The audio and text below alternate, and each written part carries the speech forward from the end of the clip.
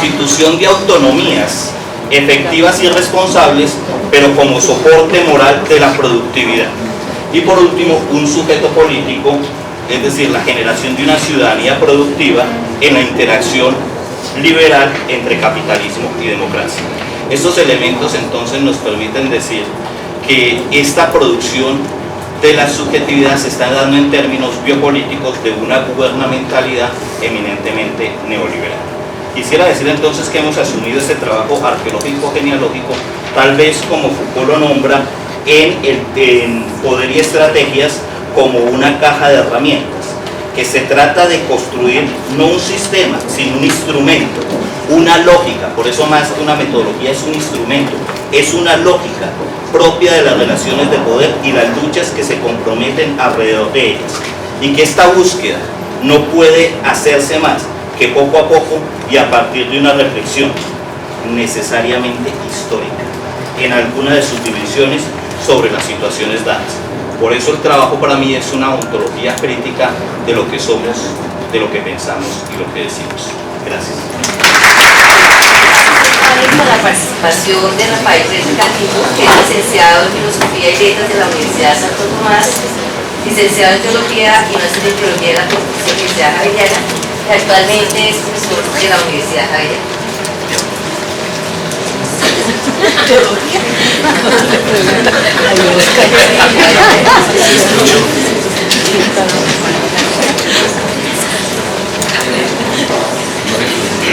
Voy a estar sentado en esta posición para hacer algo diferente. Segundo, porque el texto viene de un trabajo que hemos hecho todos los martes, un grupo que se llamó Genealogía y Arqueología, para responder a la invitación de métodos alternativos de educación, seminario interno de profesores de la Facultad de Educación. Preparando el texto, mi jefe inmediato, Yolanda, me insistió que por favor no dé su opinión, dé la opinión del grupo. Entonces yo voy a ser muy fiel a eso, leyendo el texto, mirándolo para ver que hay un eco de los trabajos durante martes tras martes del encuentro del seminario. Segundo, yo hilé, o sea, el punto con que se hiló el escrito al final, eso sí, la relación fue mía, el crochet que usé fue una frase de Miguelito de Mafalda que se llama "Porque nunca falta alguien que sobra". Pienso que porque nunca falta alguien que sobra es como la lista de la genealogía y de la arqueología. Hacemos genealogía y arqueología porque en educación nunca falta alguien que sobra. Nuestros integrantes fueron Nubia Lucía Gaitán, Clara Inés González, Taya Pide Jorge, Freddy González, nuestro compañero, Beatriz Rodríguez y este servidor. En nuestro seminario interno de profesores, y voy a leer para ser fiel a los ejemplos del grupo. En nuestro seminario hemos estado trabajando a partir de la noción de métodos alternativos en investigación educativa y pedagógica. Para trabajar arqueología y genealogía en educación, hemos recurrido a la noción usos de Foucault en educación. Sabemos que los usos de Foucault en educación se ha hecho también en Estados Unidos, en España, en Argentina, en Brasil, pero nosotros nos recurrimos a estos usos de Foucault que se han hecho en Colombia a partir del grupo Historia de la Práctica Pedagógica, y por eso nuestras conversaciones en esos seminarios giraron alrededor de los hallazgos y propuestas del grupo de Historia de la Práctica. Bueno, saltándome muchas cosas y pasando a la mitad de mi intervención, la convocación, lo primero que nos pasó a nosotros, les estoy contando, lo primero que nos pasó cuando nos reunimos fue que nos hicimos la pregunta ¿por qué métodos alternativos? Y presentó muchas dificultades para nosotros, del grupo de genealogía y arqueología en educación. Y lo discutimos mucho por dos razones. Primero, porque alternativo es el novillero a quien el torero oficial le autoriza a entrar a matar. Eso dice el diccionario. En realidad, el grupo no quisiera pedir permiso para dar una voz frente a los compromisos actuales de la investigación educativa y pedagógica. O como diría Derrida, se ruega insertar, se ruega ser tenidos en cuenta. Si alternativo es esperar el turno, nosotros no queríamos esperar turno, pues las urgencias de los tiempos aciagos apremian. Además, rogar una inserción podría llevar tiempo, o no nos lo daría, en el mejor de los casos, toda vez que no buscamos propuestas pertinentes para la educación actual. No buscamos propuestas pertinentes para la educación actual, sino más bien impertinentes, o para una educación desactual, o para una educación inactual. Buscamos más bien una propuesta para una educación intempestiva, por una educación que aún no tiene lugar, por una educación que podría tener lugar mañana, o por una educación que ya tiene lugar, o está en otros lugares, quizás inadvertida, quizás aplazada, o quizás postergada. La otra razón por la cual lo alternativo nos creó problemas es que lo alternativo termina siendo igual, lo semejante, algo así como más de lo mismo. Alternativo es aquello que suple las funciones habituales a las que estamos acostumbrados, como medicina alternativa, comida alternativa, fuentes alternativas de energía. Y en este caso nos interrogábamos por la novedad de nuevo, porque si se trata de hacer lo mismo con otros medios, si éramos una noria, un trapiche que da vueltas sincrónicas, apertrechados con los últimos recursos de la reproducción de una novedad engañosa o de una engañosa novedad, nos cuestionábamos o nos preguntábamos, ¿travestimos lo mismo con el ropaje de novedad, modernización, solución final, alternativo? Esa fue una cuestión que quedó abierta. Entonces nos pareció que alternativas de investigación en educación, aunque prometa avisorar otra cosa y barruntar una esperanza, sigue apareciendo, al menos para nosotros, para el grupo, como un malestar. Llegamos a la pregunta, llegamos al problema del malestar. En ese momento recurrimos a Freud, eso ya fue lo último.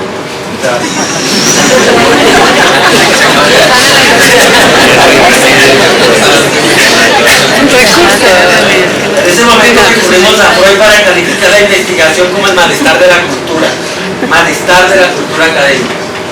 Nos preguntamos si no habrá llegado la hora para la investigación en educación, si no habrá llegado la hora para la pedagogía y la didáctica de realizar una economía de las palabras, o de encontrar otro lenguaje y otras gramáticas.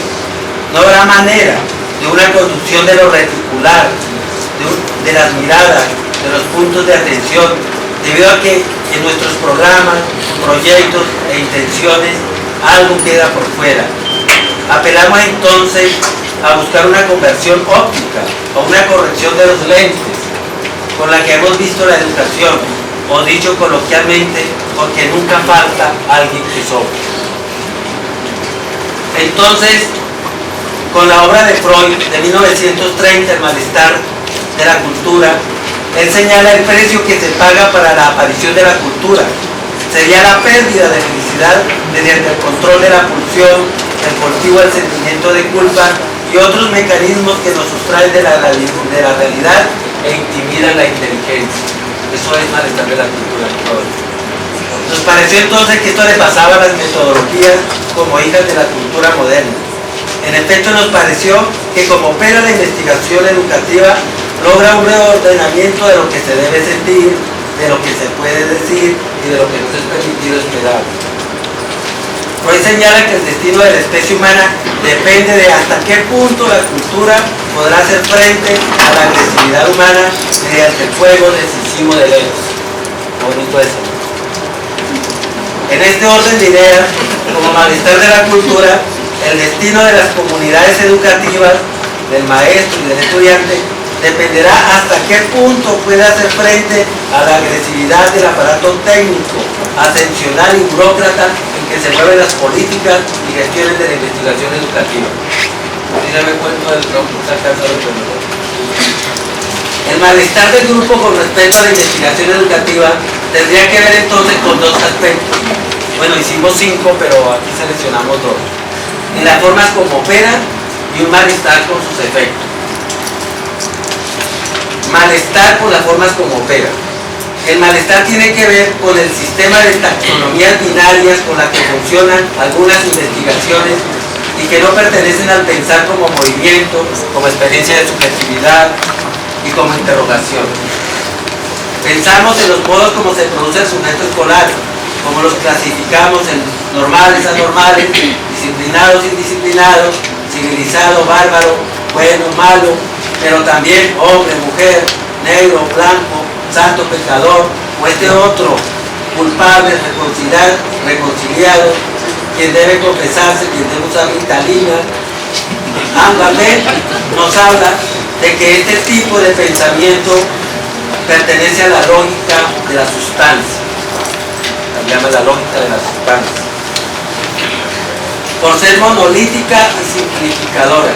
Esta lógica de la sustancia excluye una lógica de campo pensada como juego de fuerzas. Agamben propone la lógica del campo contra la lógica de la sustancia. Significa, entre otras cosas, que entre A y no A será un tercer elemento, que no es otra cosa que aquello que ha sido excluido, aquello que nunca falta que alguien sobre. Pensamos que una lógica que supere este esquema dualista podría llevarnos al rescate de lo tercero excluido. Creemos que la investigación educativa podría renovar sus preguntas y derivar no hacia lógicas binarias, dualistas, donde se dice lo que ya está dicho, donde se piensa lo que ya está pensado, donde se siente lo que es permitido sentir, y constituir en cambio lo no pensado, lo no dicho, lo no sentido. Y el segundo malestar tenía que ver con sus efectos. El otro malestar expresado en nuestras conversaciones tiene que ver con los efectos de la investigación educativa. En el grupo de conversación dijimos efectos de la investigación y no propósitos de la investigación. No tenemos malestar con los propósitos, sino con los efectos. No dudamos que estamos llenos de buenos propósitos, pero sus efectos son los que nos dan malestar. Creemos que la dimensión pública de la investigación no se debe identificar por la publicación de la investigación. La dimensión pública de la investigación le es inherente a apuestas políticas, movilizaciones de intereses, reorganización de las acciones de los sujetos, visibilización de lo negado, darle voz a lo reprimido, poner en movimiento lo atado. En cambio, la publicación de la investigación está supeditada a obtención de puntaje, alcanzaje de rangos técnicos y a satisfacer la cienciometría. ¿Qué pasó con lo público como voz, movimiento, empoderamiento, perturbación de las verdades, de las certezas admitidas? La pregunta que nos cambia podría ser articulada a la pregunta sobre nuestras conclusiones epistemológicas en investigación. La investigación podría comunicar no solo la novedad de lo que hallamos por la metodología, sino también la pregunta: ¿qué es lo que había estado desconocido en nosotros? Finalmente, nos hicimos la pregunta de lo que se puede hacer por uno mismo, y no tanto la pregunta por cómo alcanzar la verdad de la investigación, sino que nuestra pregunta es: ¿qué se puede hacer por uno mismo? Sí, el texto de Tecnologías del Yo de Jorge de la Rosa estuvo aquí un poco dando vueltas. Arqueología y la geniología no la hemos vinculado ni a un método, ni a un modelo, ni a una crítica.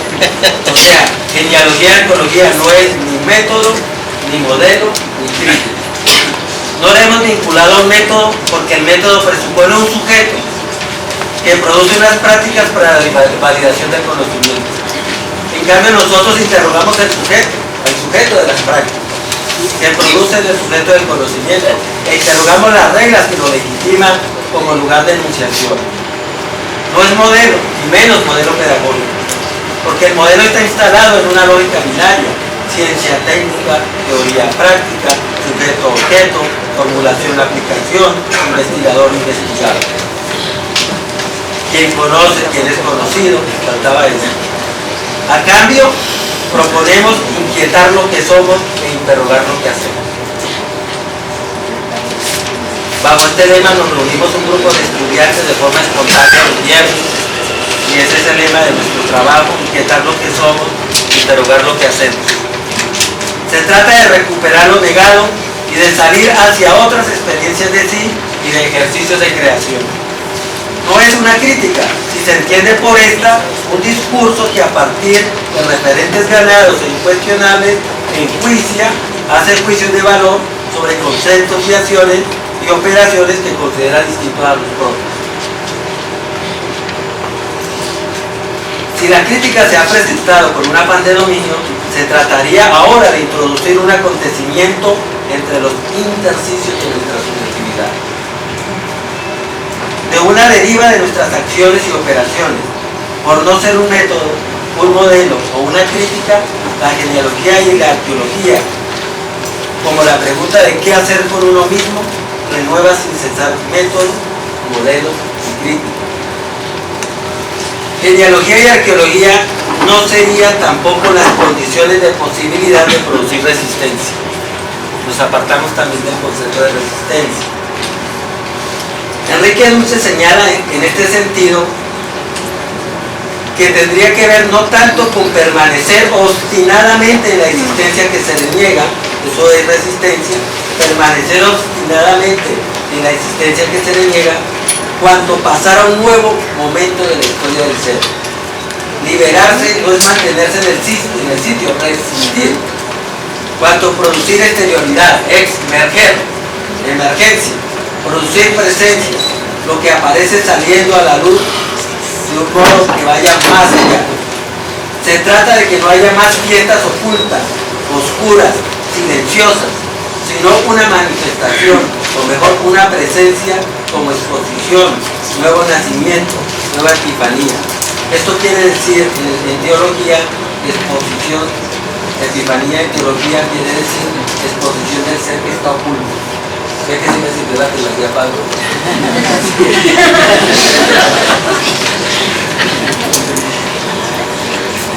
Cambiamos resistencia por epifanía.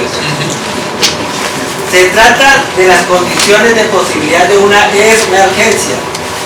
Entonces la investigación educativa permitiría introducir una excisión en sí mismo y hacer aparecer otro modo de ser, parafraseando a Levinas, otro modo que ser, o más allá de nuestra esencia, hasta ahora defendida, moralizada, instalada, naturalizada y admitida. Una vez le preguntaron a Miguelito, a Miguelito de Mafalda le preguntaron que qué pensaba hacer cuando sea grande. Miguelito le contestó a Mafalda: lo que quiero es que me salga bien la vida. Lo que quiero es que me salga bien la vida. Y Mafalda contestó lacónicamente: muy organizado. Arqueología y genealogía, pero también cartografía, práctica de sí, no nos entregarían la unidad de un sistema. Genealogía y arqueología no nos entregan la unidad de un sistema, sino la unidad de una inquietud y de una labor. En palabras de Foucault, la paciente labor de darle forma a la impaciente libertad. Muchas gracias.